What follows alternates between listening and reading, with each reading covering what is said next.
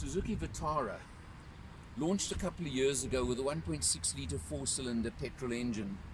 Some people felt the 88 kilowatts was a little bit underpowered. So finally, August 2019, Suzuki corrected the issue a little bit by bringing in the turbo version. The 1.4 litre booster jet turbo engine, now giving you 103 kilowatts and 220 Newton meters of torque out of the engine. It's still got the typical Vitara looks, the typical Vitara lines, very nice looking mag wheels with 17-inch wheels and tires over here. And you got the black roof, the dual color black roof over here, which is very, very popular and certainly stands out nicely on the Vitara and on the Vitara's looks.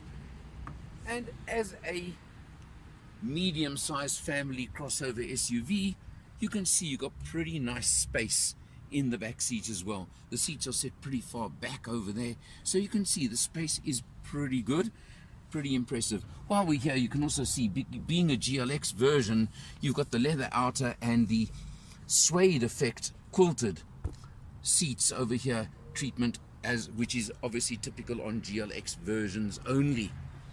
You come around over here to a nice sized boot, about 350 odd liters I think it is, and of course you've got the dummy bottom over there as well to give you a nice little secure area. Note you do have ISOFIX fittings as well for the back seats, for baby chairs and baby seats, just as a feature as well. Interestingly, there are no badges telling you that this is the turbo version. A little bit of a sleeper in that sense. Let's check it out inside. One of the features of the Suzuki Vitara has always been fuel economy, and take a look at that. I can tell you now, we've done quite a long test over here, quite a bit of mileage, about 560 kilometers on this test. And mainly open road, but quite a bit driving on the farm as well, which of course would have affected fuel consumption. But look at that figure, 6.3 liters per 100 for the period that I drove it. There you can see 569 kilometers done on the test at 6.3. I think that's pretty exceptional, and certainly cruising at national speed limit all the way as well, giving you about 700 kilometer range on a 48 liter tank, which is pretty good as well. This instrumentation, you can see the dashboard is fairly basic, but it gives you everything you want. You do have, of course, your typical multifunction steering wheel over here, cruise control on the side over here, and the buttons down there for phone, which, let's look over here now and go to the center. And of course, this is another big feature of the new turbo version and in GLX spec especially, is you have got the very nice touch screen over here, which doesn't have navigation. But what it does have, of course, is your mirroring, your screen mirroring, and Apple CarPlay, Android Auto. I ran it on Android Auto with maps, of course, works very well. Also, interestingly, my phone linked quicker than most others on this car, which I thought was a nice to know, nice feature to have as well. You come down, of course, over here, you've got your climate control system, climate control, air conditioning, pretty effective, works nicely. And down below that over there, you can see in the console a USB port down there, which you do need, of course, for Android Auto, so it is very, very important. You take a look over here. You get two options with the turbo version. You get manual or auto, either one 6-speed.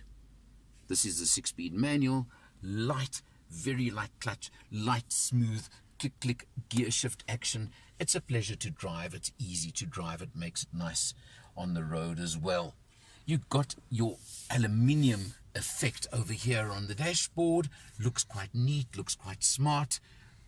Yes, the plastics are quite hard, but they certainly look like good quality. And the touch of the round analog clock over here in the center of the dash, which is not quite the norm anymore these days, so a nice little feature to see.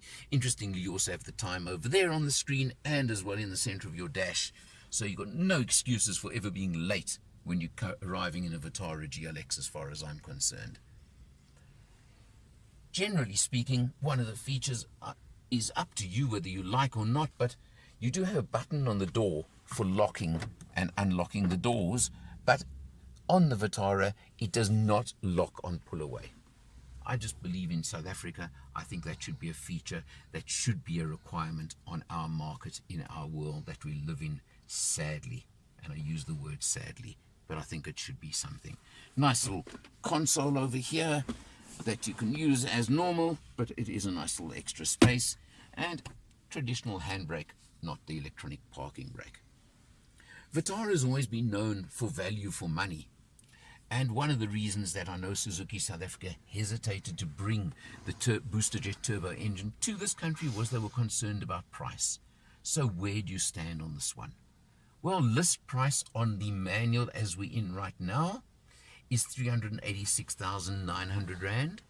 But very interestingly, and we are filming this in May 2020, right now Suzuki are doing deals, and you can get one of these. I can tell you now, you can get yourself into one of these at about 360 right now from a Suzuki dealer.